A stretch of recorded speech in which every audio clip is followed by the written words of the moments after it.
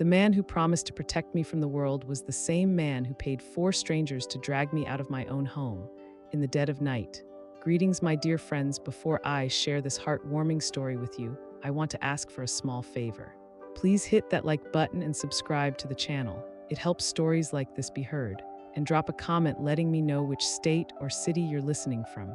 It would warm my heart to know how far my voice has traveled. Get comfortable, happy listening. My name is Janet, and for 30 years I lived in a world of silk and silence, the loyal wife of a man the world worshipped as a billionaire saint. But saints don't have offshore ledgers filled with the blood of the desperate, and husbands shouldn't look at their wives like a liability that needs to be liquidated. When I confronted Marcus with the truth of his fraud, I didn't see guilt in his eyes. I saw a cold, calculated decision. 2 nights later, the sanctuary of our bedroom was violated by the smell of floor wax and the crushing grip of strangers. As they hauled me toward an unmarked van, I saw Marcus standing on our pristine lawn, adjusting his cufflinks in the moonlight, calmly telling the neighbors I was having a nervous breakdown. He didn't just steal my freedom. He stole my sanity in the eyes of the world to protect his stock price. I woke up in a room of cold concrete and humming fluorescent lights, a windowless cage where my only companion is the red eye of a security camera. He thinks he's buried his biggest secret in this hole, but he doesn't realize that a woman who has been erased has nothing left to fear. The walls are thick, the door is iron. But the truth has a way of seeping through the cracks, and I am going to make sure his gilded reputation burns to the ground. The silence of this concrete box is louder than the screams I let out during the first 48 hours, a heavy, suffocating pressure that Marcus designed specifically to crush my spirit without leaving a single bruise on my skin. I sit here, my fingers tracing the rough texture of the institutional walls, realizing that every luxury I enjoyed for 3 decades was merely a payment for my eventual disappearance. Marcus always spoke about legacy, about the Thorn name being carved into the history of this city, but he never mentioned that the foundation was built on a graveyard of broken lives and stolen futures.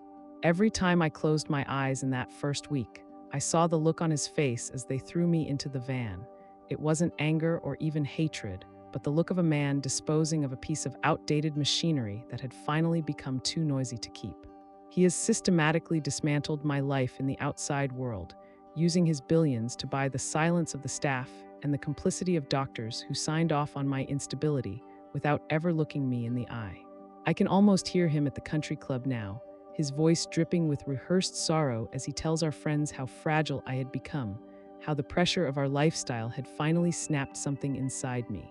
It is a masterpiece of gaslighting, a tactical strike on my identity that leaves me with no name, no rights, and no escape. But as I stare into the red light of that camera, I realize he is still watching me because he is terrified. He knows that as long as I am breathing, his empire is a lie waiting to be exposed. He thinks the cold will break me, that the isolation will make me forget the numbers and the names I saw in that ledger, but it is doing the opposite. My mind is becoming a razor, sharpening itself against the very walls intended to dull my senses. I am starting to remember every detail, every date, and every person Marcus stepped on to reach his throne. He wanted me out of the way so he could enjoy his stolen wealth in peace, but he has inadvertently given me the one thing I never had in that mansion, the uninterrupted time to plan his total and absolute destruction. The billionaire's wife is dead, Marcus, but the witness you created is just beginning to wake up, and she has a very long memory. The rhythmic hum of the ventilation system is the only heartbeat this room has, a constant mechanical reminder that even the air I breathe is a gift from the man who wants me forgotten. I have spent the last few days mapping the movements of the heavy iron door, noting the 3 seconds of mechanical whirring that precede the sliding of the meal slot, a small opening through which cold, nameless sustenance appears like an insult. Marcus always hated loose ends, and as I sit on the edge of this narrow cot, I realize I am the final knot in a rope he has been braiding for 30 years. He hasn't come to see me yet. He prefers to watch from behind the safety of the glass, a coward hiding behind a digital eye, waiting for the moment my dignity finally dissolves into desperation. I can see the strategy clearly now. He is waiting for me to beg, to plead for a glimpse of the sun or the sound of a human voice, so he can swoop in and offer me a deal that involves my permanent silence in exchange for a slightly more comfortable cage. But he underestimates the strength of a woman who has spent 3 decades navigating the treacherous waters of his social circles, learning to read the subtle shifts in a predator's eyes before they strike. Every evening, the lights flicker for a fraction of a second, a minute surge in the power grid that tells me this facility isn't as impenetrable as he wants me to believe. It is a machine, and every machine has a flaw, a point of friction that can be exploited if one is patient enough to find it. I think back to the gala we hosted just a week before my abduction, remembering the way Marcus toasted to the enduring power of truth, while the very people he had robbed clapped and cheered, oblivious to the wolf in their midst. The memory doesn't bring me sadness anymore. It brings a cold, crystalline anger that sits in my chest like a shard of ice. I am meticulously reconstructing the offshore accounts in my mind, visualizing the flow of funds from the pension boards to the shell companies in the Caymans, turning my brain into a hard drive that no magnet can erase. Marcus thinks he has neutralized the threat, but he has actually given me the perfect environment to focus, stripping away the distractions of jewelry, charity boards, and meaningless small talk. He wanted me to be a hollow shell, a puppet with severed strings, but he forgot that once the strings are cut, the puppet is finally free to move on its own. I am not waiting for a rescue that will never come. I am waiting for the light to flicker one more time, because even in the deepest dark, I am learning how to see the path that leads back to the throat of the Thorn Empire. The first time the door finally opened, it wasn't Marcus who stepped into the fluorescent glare, but a man in a tailored suit I recognized as his head of legal counsel, a man who had sat at our Thanksgiving table and complimented my cooking while helping my husband bury the bodies of his financial victims. He didn't offer a greeting or an apology.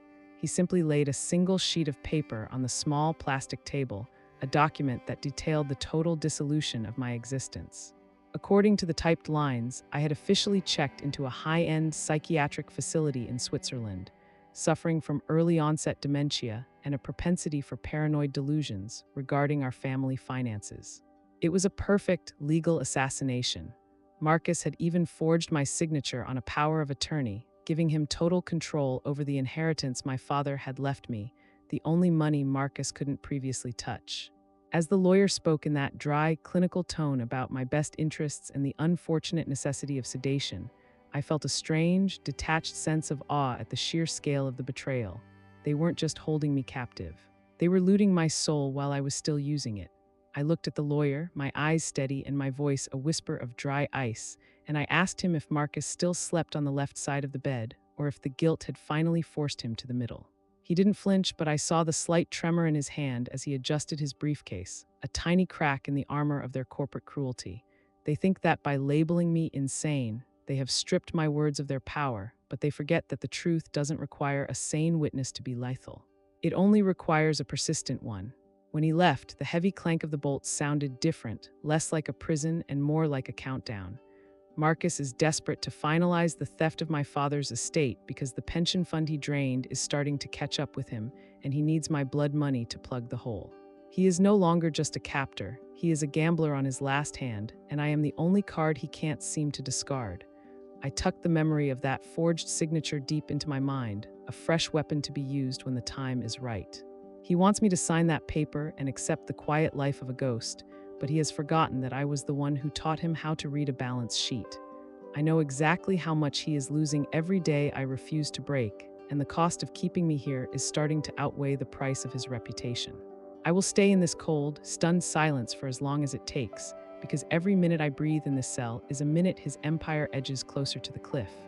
The lawyer's departure left a scent of expensive cologne and stagnant morality hanging in the recycled air, a bitter reminder of the world that has decided to look the other way while I am erased.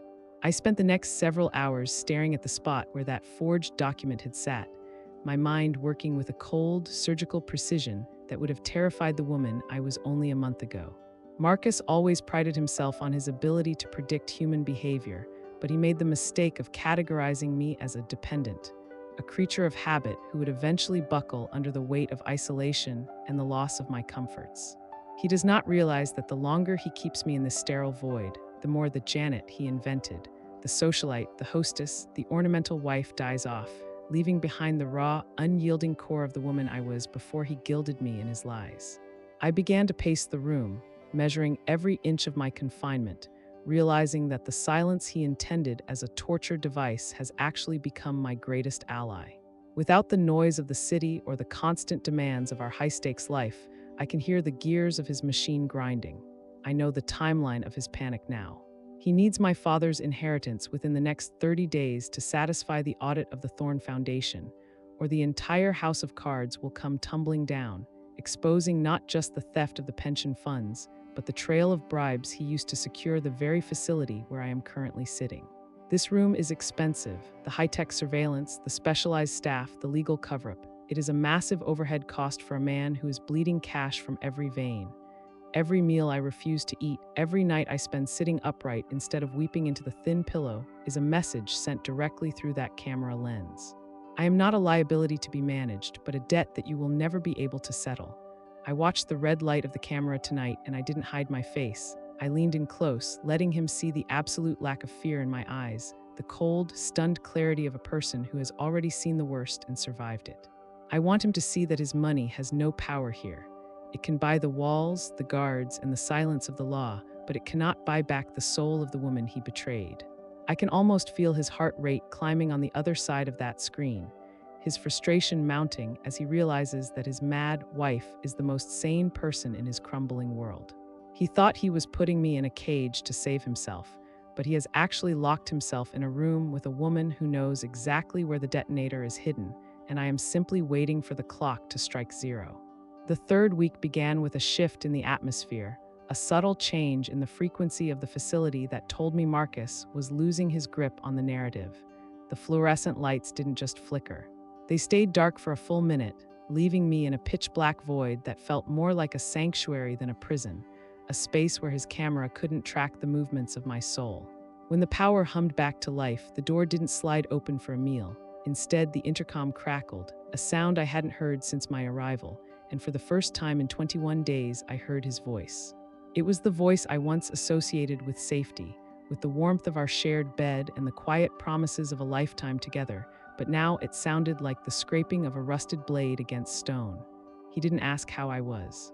He didn't check on the fragile mental state he had fabricated for the lawyers. He simply told me that the clock was ticking, that our daughter Alina was asking questions, and that if I didn't sign the transfer papers for the inheritance, he couldn't guarantee her standard of living anymore.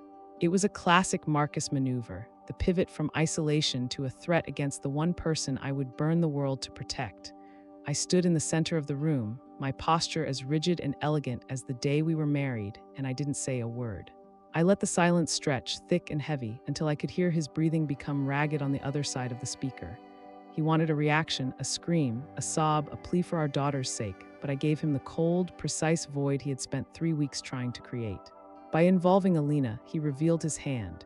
He is no longer just trying to hide a crime, he is drowning, and he is trying to use our child as a life raft. I realized then that his reputation isn't just a mask anymore. It's a noose that is tightening every time a journalist calls or an auditor knocks on his office door.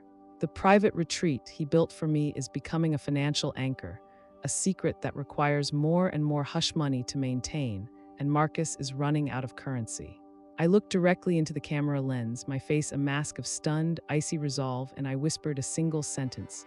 "You forgot that I am the one who kept your secrets, Marcus, not the one who shared them." The intercom cut out with a sharp, violent pop, and the room returned to its sterile quiet, but the power dynamic had shifted irrevocably.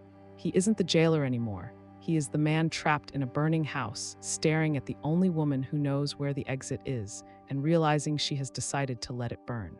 I sat back down on my cot, my mind racing with a new, dark energy. If Alina is asking questions, then the facade is cracking at home. If the auditors are circling, then the offshore accounts are being traced. I don't need to break out of this concrete box. I just need to survive long enough to watch the Thorn Empire turn to ash from the inside out. And for the first time since they dragged me from my home, I felt the cold, sharp ghost of a smile touch my lips. The hours following Marcus's desperate transmission were marked by a new kind of stillness, a calculated, predatory quiet that told me the man who once curated my life was now spiraling into a chaos he couldn't control.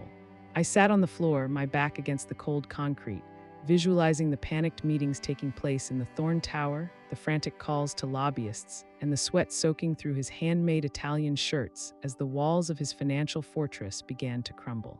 He had tried to weaponize my daughter's future, but in doing so, he reminded me that I am not just a victim of his greed. I am the architect of the very grace that allowed him to climb so high, and I know exactly which stones to pull to make him fall. Around midnight, the heavy door groaned open, but the meal slot remained closed. Instead, a young guard I hadn't seen before stepped into the room, his eyes darting toward the camera in the corner with a flickering of genuine, unbought fear.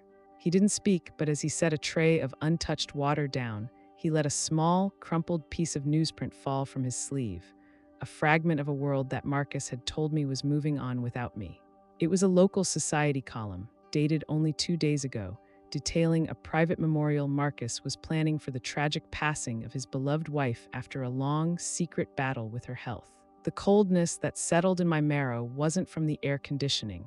It was the realization that Marcus had moved past kidnapping and was now orchestrating a legal death. He wasn't waiting for me to sign the papers anymore. He was preparing to inherit them from a ghost. I looked up at the guard, my expression as flat and unreadable as a frozen lake, and I saw him flinch at the intensity of my silence. He recognized the woman on the paper, the smiling, vibrant Janet Thorne, and he was looking at the hollow, silver-eyed specter Marcus had created in this hole.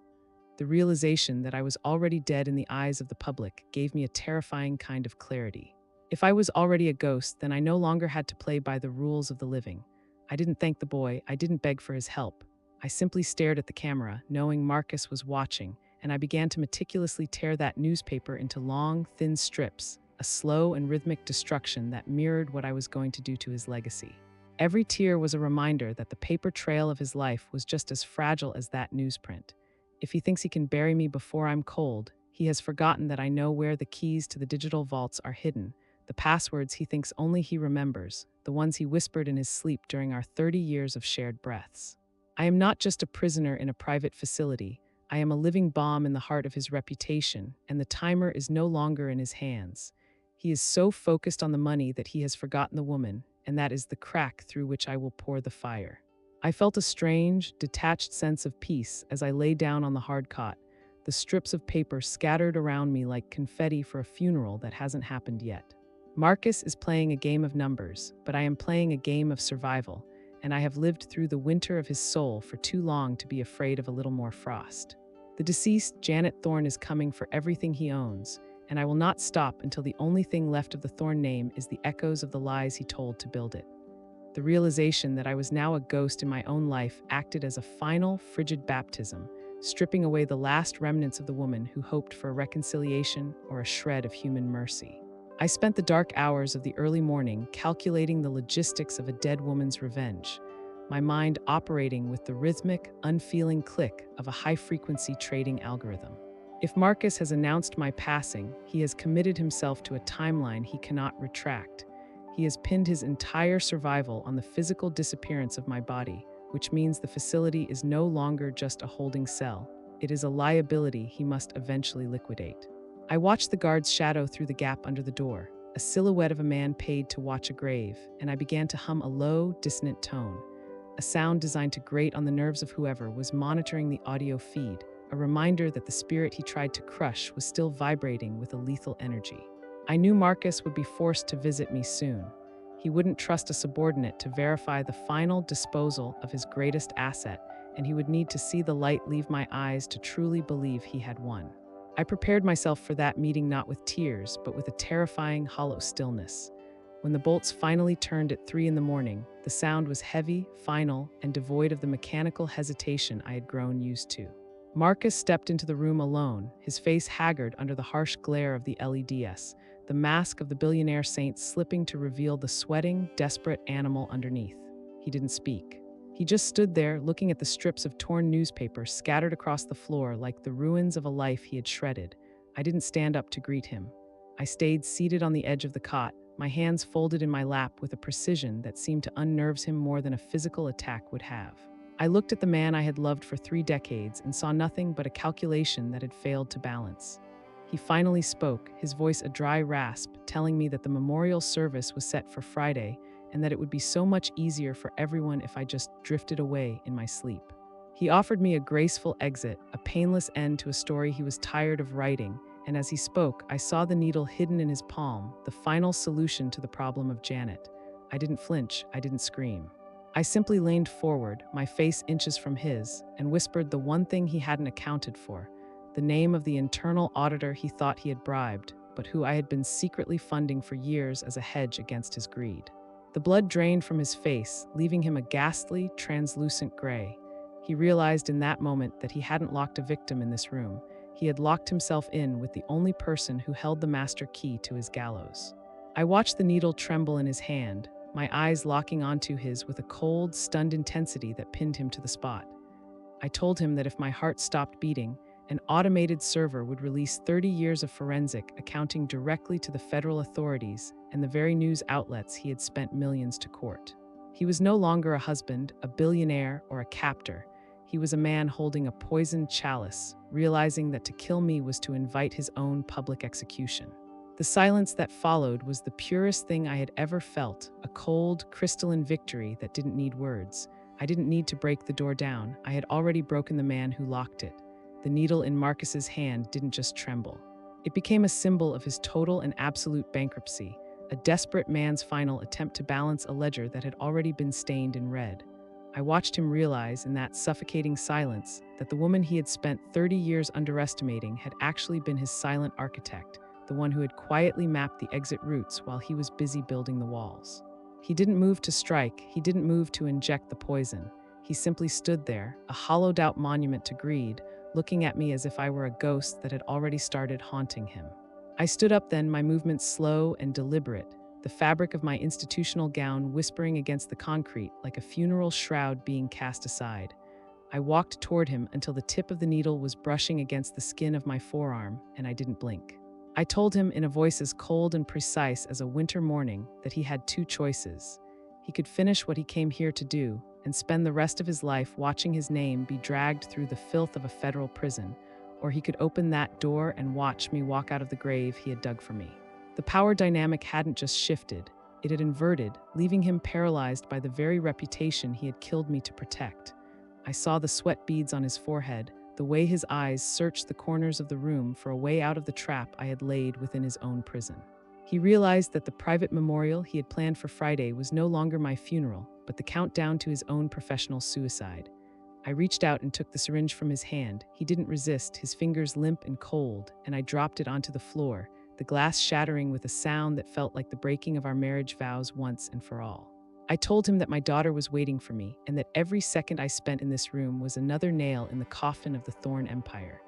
For the first time in my life, I saw Marcus Thorne truly afraid, not of the law, not of the loss of money, but of the woman who knew his true face and was no longer willing to wear the mask for him. He stepped back, his hand fumbling for the electronic keypad on the wall, the beep of the door being unlocked sounding like a chime of liberation. As the heavy iron slab groaned open, revealing the dark, sterile corridor beyond, I didn't look back at the room that had been my cage. I didn't look at the man who had been my husband. I walked out into the hallway, my head held high, the cold air hitting my face like a jagged blade of reality. I wasn't just walking out of a facility. I was walking out of a 30-year delusion, leaving Marcus alone in the dark with the shattered glass and the stench of his own failure. He thought he could buy the world's silence, but he forgot that the loudest sound in the world is the truth when it finally breaks its chains. I kept walking, my footsteps echoing with a steady, haunting rhythm, knowing that by the time the sun rose, the world would realize that Auntie Janet wasn't just alive. She was the only thing standing between Marcus Thorne and the abyss. I stood in the center of that grand library, the air thick with the scent of Marcus's expensive scotch and the underlying rot of his desperation. But as I looked into his eyes, I realized the sirens I thought I heard were merely an illusion of my own hope. He didn't flinch, he didn't beg. Instead, he set his glass down with a slow, terrifying click and smiled, a jagged, cold expression that told me I had walked out of one cage and straight into a much larger one. He informed me in that same clinical tone he used to discuss profit margins, that the auditor I thought I was funding had been on his payroll for years, acting as a honeypot to catch exactly the kind of evidence I thought I was collecting. Every password I had memorized, every digital vault I thought I controlled, had been a mirror designed to reflect my own moves back at me. The realization hit me like a physical blow to the chest, a cold wave of nausea that threatened to break my precise composure. I wasn't the architect of his downfall. I was the lab rat in a maze he had been building since the day we said our vows. He hadn't unlocked the door because I defeated him. He unlocked it because the facility was becoming a legal risk, and he needed me back in the house, under the care of the private medical staff who were already waiting in the foyer with a sedative and a scripted diagnosis. I looked at the black ribbons on the gate through the window and understood they weren't for a funeral that hadn't happened. They were a signal to the world that I was already mentally dead, a ghost wandering a mansion that had become a high-security ward. He walked toward me, his hand resting on my shoulder with a weight that felt like a lead shroud, and whispered that Alina had been sent to a boarding school in a country I couldn't pronounce, her communication cut off for her own protection from my erratic behavior. The isolation wasn't over. It was simply changing shape, moving from the concrete cell to the gilded halls of our home, where every servant was a jailer and every meal was a chemical intervention. I felt the familiar sting of a needle in my arm before I could even draw a breath to scream, the world beginning to tilt and blur into a gray, featureless smear. As the darkness rushed back in to claim me, I realized that Marcus Thorne wasn't just a man I had married. He was a system, a machine that recycled human lives into capital, and I had just handed him the blueprint of my own rebellion. My mind began to slip away, the cold, stunned clarity I had fought so hard to maintain dissolving into a drug-induced fog, but in the final seconds of consciousness, I made a silent, jagged vow. If he wants me to be a ghost, I will become one, but I will be the kind that stays in the walls, the kind that waits until the house is quiet to start pulling the nails out one by one. The war isn't over. It has simply moved into the marrow of my bones, and I have 10 more years of secrets to burn before this house is empty.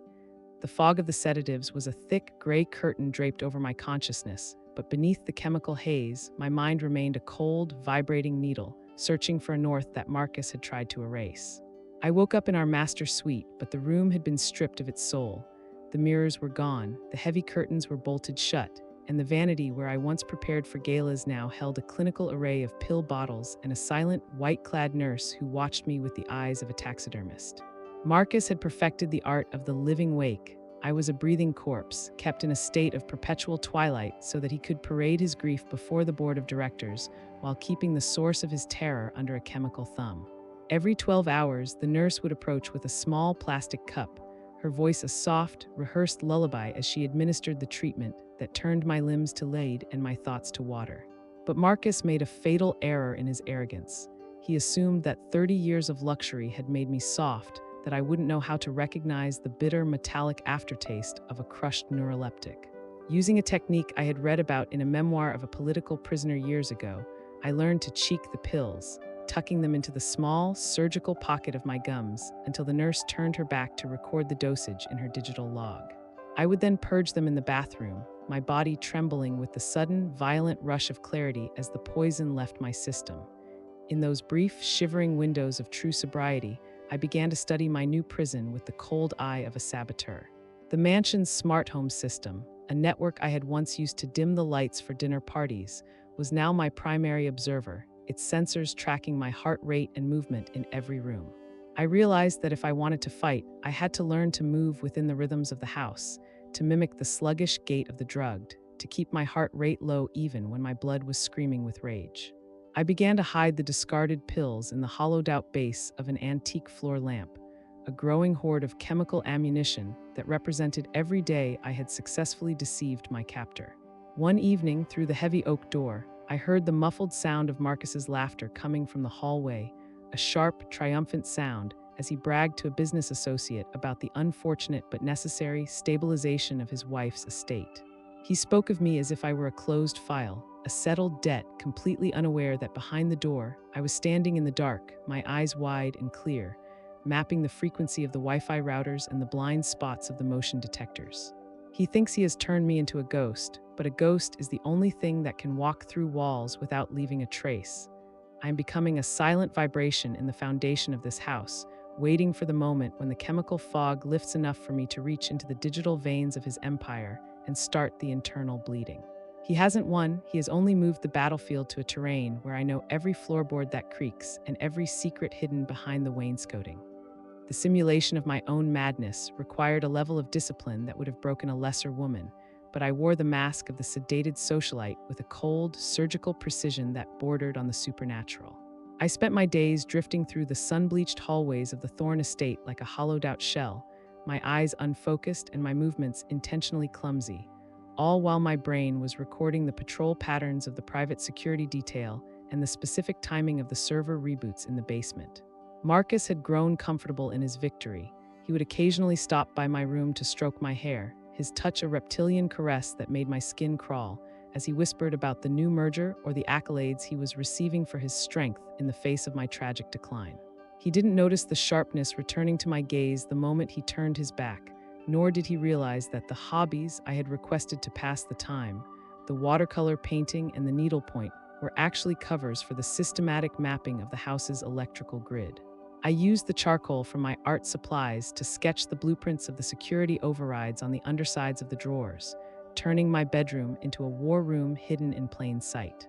My most significant breakthrough came when I realized that the nurse, a woman named Sarah who hid her empathy behind a wall of professional detachment, was herself a victim of Marcus's leverage.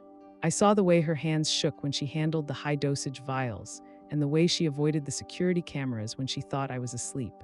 One afternoon, while Marcus was hosting a high-stakes fundraiser on the lawn below, I waited for the moment the house's power fluctuated, a predictable 3-second lag when the catering equipment kicked in and I spoke to her. I didn't beg and I didn't cry. I simply stated, in a voice that sounded like grinding glass, that I knew Marcus was holding her brother's gambling debts over her head just as he was holding me captive. The stunned silence that followed was the first real moment of human connection I had felt in months. I didn't ask for her to help me escape. I asked for her to leave the service elevator key on the vanity for exactly 60 seconds while she did her rounds. I saw the conflict in her eyes, the war between her fear of Marcus and the residual spark of her own morality. But when she left the room, the silver key was resting on the marble top, glinting like a promise of fire. I didn't take it, not yet. I needed Marcus to believe I was at my lowest point, a broken ornament ready to be discarded before I made my move. I watched the fundraiser through the bolted glass, seeing my husband toast to his own brilliance while standing on the bones of my life, and I felt a cold, crystalline joy. He thinks he has written the final chapter of the Thorn legacy, but he has forgotten that I was the one who edited his speeches for 30 years. I know exactly where the rhythm falters, and I know exactly how to turn his own words into a noose that will hang him in the middle of his own ballroom. The silver key sat on the vanity like a cold, metallic tongue, mocking the 30 years of obedience I had offered a man who viewed me as nothing more than a depreciating asset. I didn't reach for it immediately. Instead, I sat in the armchair, my hands folded with a stunned, unnatural stillness, watching the way the dust motes danced in the artificial light of my gilded cage. I knew that the moment I touched that key, the Cold War between Marcus and me would turn into a scorched earth campaign that only one of us could survive. I spent the next 4 hours mentally rehearsing the layout of the basement, the high-security server room where Marcus kept the digital black box of Thorn Industries, the one place even his most trusted lieutenants were forbidden to enter. To the world, Marcus was a titan of industry, but to me, he was a man who lived in mortal fear of a single, unencrypted drive that contained the truth about the 2018 pension collapse. As the fundraiser downstairs reached its peak, the muffled sounds of a string quartet drifting up through the vents, I stood up and moved with the silent, rhythmic grace of a predator that had finally finished its fast. I took the key and slipped it into the hem of my silk robe, the weight of it feeling like a concentrated piece of justice. I waited for the scheduled 10 p.m. security rotation, the precise 60-second window when the motion sensors in the East Wing underwent a diagnostic reset. I stepped out into the hallway, the air feeling thinner and more electric than it had in weeks. I didn't look like a woman fleeing a prison. I looked like the mistress of the house taking a late-night stroll, my face a mask of cold, unbothered precision. I bypassed the main elevators and took the service lift, the mechanical hum vibrating through the soles of my feet like a countdown. When the doors opened into the sub-basement, the temperature dropped significantly, the air smelling of ozone and chilled copper. I made my way to the server room, the key sliding into the lock with a click that sounded like a gunshot in the sterile quiet. Inside, the blue glow of the server racks illuminated the room in a ghostly light, reflecting off the glass panels like the eyes of 1,000 watchers. I didn't need a map. I had watched Marcus enter his override code 100 times from the doorway of his study, my mind filing away the sequence of numbers as if they were a recipe for his destruction. As I began the data transfer, the progress bar on the screen moved with agonizing slowness, a digital heartbeat that measured the remaining seconds of my husband's empire. Suddenly, the overhead lights flared a violent, blinding red, and the intercom crackled with Marcus's voice, no longer smooth or controlled, but distorted by a jagged, animalistic fury. He told me that he was watching me on the backup feed, that I had finally given him the legal excuse he needed to move me to a permanent facility where no one would ever see my face again. I didn't stop the transfer. I didn't even turn toward the camera. I simply looked at the monitor and whispered that if he wanted to bury me, he should have made sure the grave was deep enough to hold my memory too, because the data wasn't just going to the authorities. It was being uploaded to every news outlet in the hemisphere in real time. The room began to shake as the emergency lockdown shutters started to descend, but as the iron doors slammed shut, I saw the transfer complete notification flicker in the blue light, and I knew that even if I never walked out of that basement, Marcus Thorne was already a dead man walking. The descent of the steel shutters created a final metallic seal that cut through the ozone-thick air of the server room, plunging me into a blue-lit tomb that felt more like a sanctuary than a trap. I stood in the center of the humming machines, my posture unnervingly upright, listening to the muffled, rhythmic pounding of Marcus's fists against the other side of the reinforced door, a sound of primitive, impotent rage that contrasted sharply with the digital elegance of his ruin. The transfer complete icon pulsed on the monitor, a steady green heartbeat that signaled the end of a 30-year fraud, and as I watched it, I felt a cold, stunned sense of clarity wash over me. I had finally become the variable he couldn't calculate. On the monitors surrounding me, I could see the internal security feeds of the mansion descending into chaos. Guests at the fundraiser were being ushered toward the exits by confused security guards, while Marcus stood in the hallway outside my door, his face a contorted mask of frantic desperation as he realized his empire was leaking into the public domain through every fiber optic cable in the house. I picked up the internal phone, my fingers moving with a slow, deliberate grace, and I dialed the private line in the hallway. When he answered, his voice was a ragged, high-pitched scream, demanding to know what I had done, how I had bypassed the encryption he had spent millions to secure. I told him, in a voice that was as flat and airless as the room I was trapped in, that he had spent so much time watching my movements that he had forgotten to watch his own. I had simply used the mirrored reflection of his own greed to find the backdoor. I informed him that the files didn't just contain the ledgers, but the audio recordings from the bedroom, the late-night confessions he made when he thought I was asleep, the moments he admitted to the accidents that had befallen his rivals. The silence on the other end of the line was the most honest thing he had ever given me. It was the silence of a man who finally understood that he had been sleeping next to his own executioner for 3 decades. The air in the server room was beginning to thin as the life support systems redirected power to the firewall attempts, but I didn't panic. I sat on the cold floor, the blue light reflecting in my wide, unblinking eyes, and I watched the news tickers on the secondary screens begin to scroll with the first mentions of the Thorne leaks. I saw my own face on the screen, the missing Janet Thorne, and I realized that the ghost was finally manifesting in the world of the living. Marcus began to beg then, his voice cracking as he offered me anything: divorce, money, the location of Alina, a life of total freedom, if I would only stop the secondary upload. I simply listened to him breathe, a cold, clinical observer of his moral disintegration, and I told him that it was too late for deals. A ghost doesn't negotiate with the man who murdered her soul. I leaned my head back against the humming server rack, the vibration rattling my teeth, and I waited for the final security breach that would either lead to my rescue or my end, knowing that even if the oxygen ran out before the police arrived, I had already won the only war that mattered.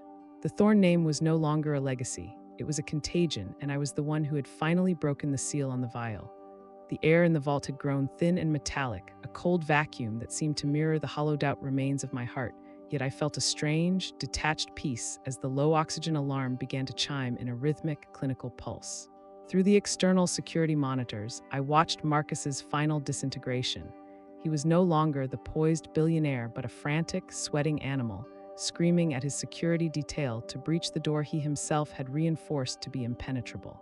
He knew that every second the Thorne leaks remained live on the global servers, another piece of his carefully curated reality was being incinerated in the court of public opinion.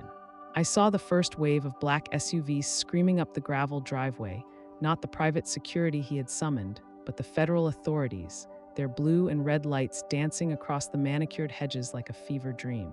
Marcus didn't even notice them at first. He was too busy trying to claw his way through the steel, his expensive cufflinks catching in the light as he hammered against the door that now separated him from the only person who could stop his execution. I picked up the intercom one last time, my voice a whisper of dry ice, and told him to look out the window at the lawn he loved so much. I told him to watch as the men in tactical gear moved past the fountain where we had our 10th anniversary photos taken, and to realize that his sanctuary had officially become his crime scene. The stunned silence that followed was broken only by the sound of his heavy, panicked breathing, a sound that felt like a dirty smudge on the sterile quiet of my tomb. He began to weep then, a pathetic, watery sound that held no genuine remorse, only the selfish grief of a predator who had finally been snared in his own trap. He pleaded with me to tell the authorities I was his accomplice, to say that we had done it all together, a final, desperate attempt to drag me back down into the filth of his legacy. I looked at the monitor, my eyes wide and unblinking in the blue light, and I told him that the only thing we ever truly shared was a bed of lies, and I was finished sleeping. As the first heavy thud of a battering ram echoed through the mansion's foundation, I felt the servers under my hands begin to overheat, the fans whirring in a desperate, mechanical scream. The room was becoming a furnace of digital secrets, the heat rising as the data continued to pour out into the world, a relentless stream of evidence that no amount of money could ever erase.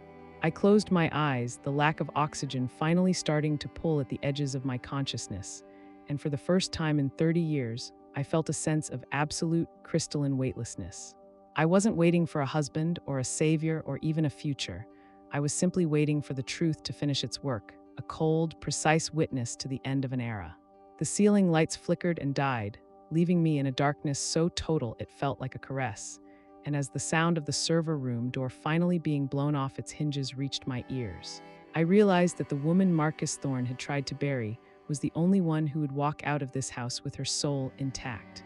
The sudden rush of pressurized air into the server vault was like a cold, violent gasp of life. But I remained seated in the shadows, my eyes fixed on the darkness where Marcus's voice had finally been silenced by the arrival of the federal teams. As the tactical lights cut through the blue-tinted haze, I didn't reach out for help. I simply watched the particles of dust and smoke drift in the beams, feeling a stunned detachment from the chaos unfolding in the upper floors of the mansion. I was carried out on a stretcher, not because I was weak, but because I had forgotten how to move my limbs in a world that wasn't defined by four walls and a security camera. As they wheeled me through the foyer, I saw Marcus pinned against the marble wall, the silver handcuffs biting into his wrists, the very wrists that used to hold my hands during our Sunday brunches. He looked at me, his face a distorted mask of betrayal, as if I were the one who had violated our life, but I met his gaze with a cold, crystalline stare that seemed to pierce right through his fading bravado.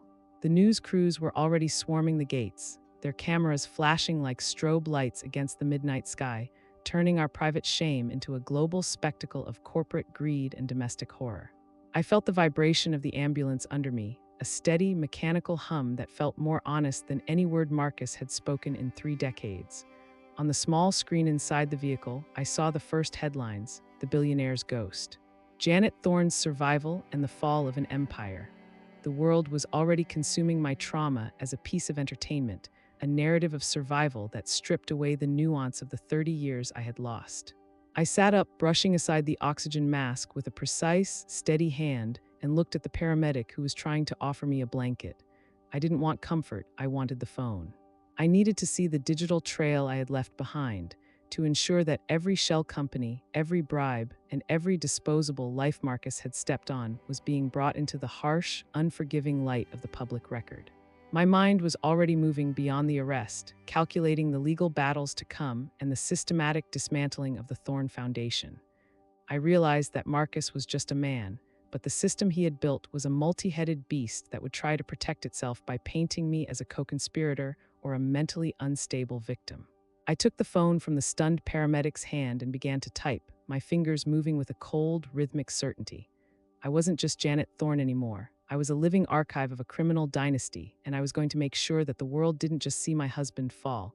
I was going to make sure they watched the entire structure of his lies burn until there was nothing left but ash and accountability. The city lights blurred past the window, a smear of gold and white that felt like a new language I was just starting to learn. And as the ambulance pulled into the hospital bay, I felt a sharp, jagged sense of purpose. Marcus thought he had erased me, but he had actually provided the perfect environment for me to become his ultimate reckoning, and the real trial was only just beginning. The hospital room was a sterile white void, a sanitized version of the cell I had just escaped, yet the silence here felt heavier, charged with the static of 1,000 questions I wasn't yet ready to answer.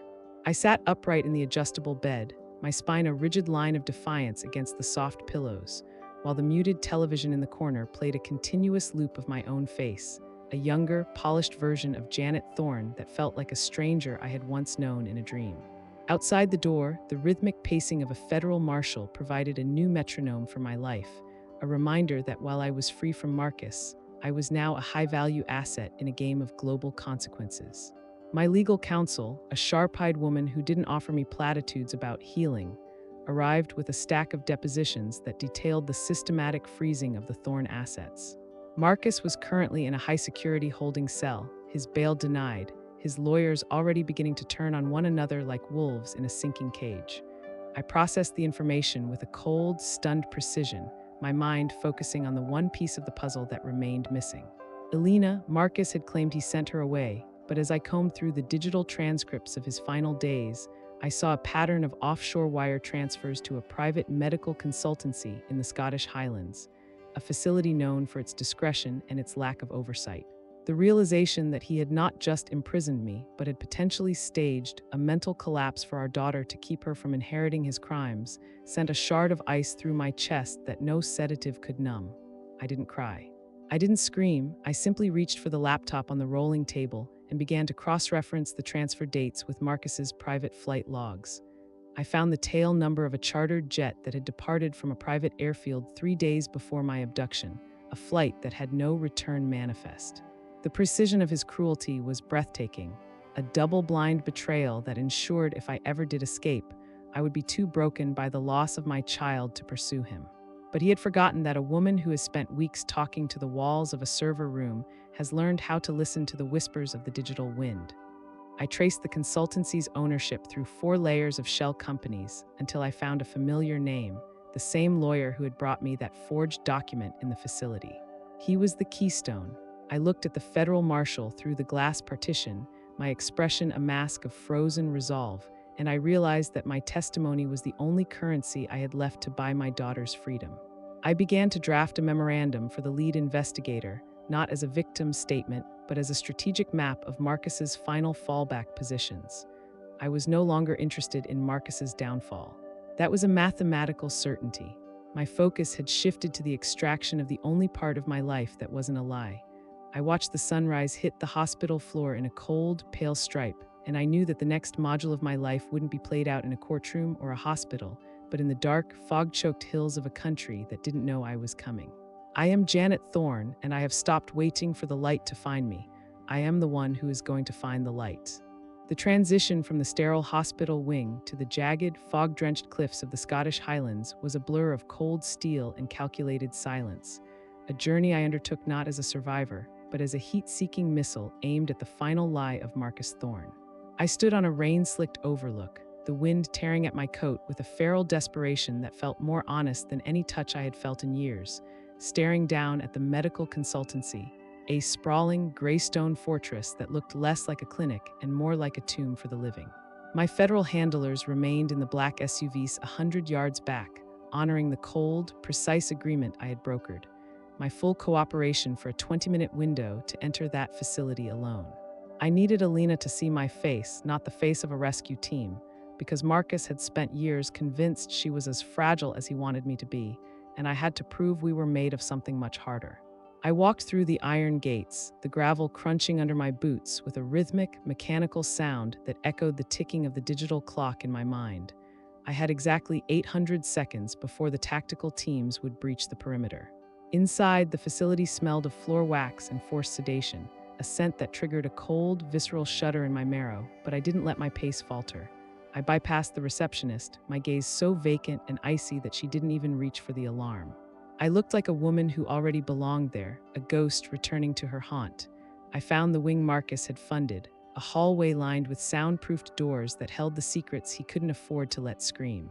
When I reached the door marked Patient 402, my hand didn't tremble as I slid the stolen keycard into the reader.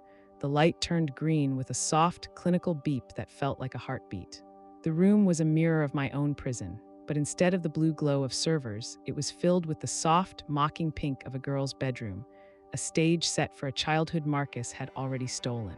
Elena sat by the window, staring at the mist with a stunned, hollow expression that broke what was left of my heart, her hands folded in her lap with the same rigid precision I had adopted in the dark. She didn't turn when I entered. She didn't believe I was real because the doctors had spent weeks telling her I was dead, and that her grief was a symptom of the same instability that had killed me.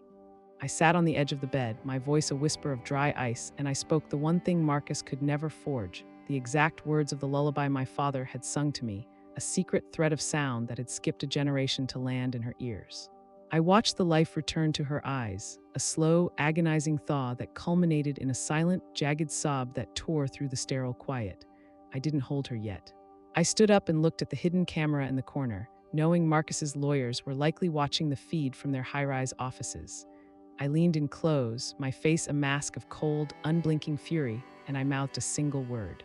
Now, at that exact second, the power to the facility died, the backup generators groaning under the weight of the virus I had planted in their grid before leaving London. In the sudden, absolute darkness, I reached for my daughter's hand, the warmth of her skin, the first real thing I had felt in decades, and I led her toward the exit, my mind already calculating the shortest path through the fog. We weren't just leaving a building.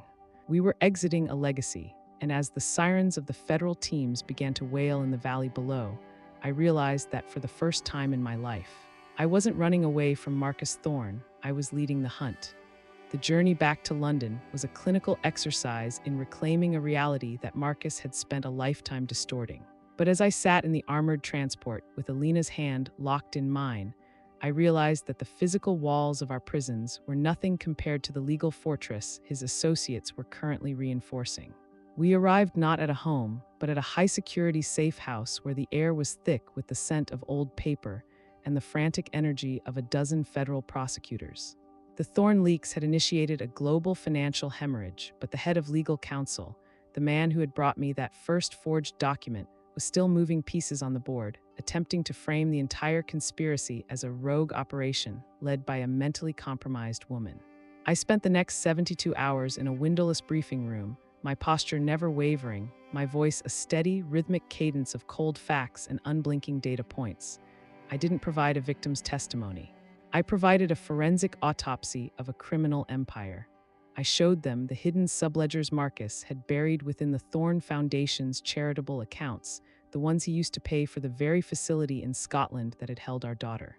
I watched the faces of the investigators turn from skepticism to a stunned, horrified respect as I dismantled the layers of shell companies with the precision of a master clockmaker.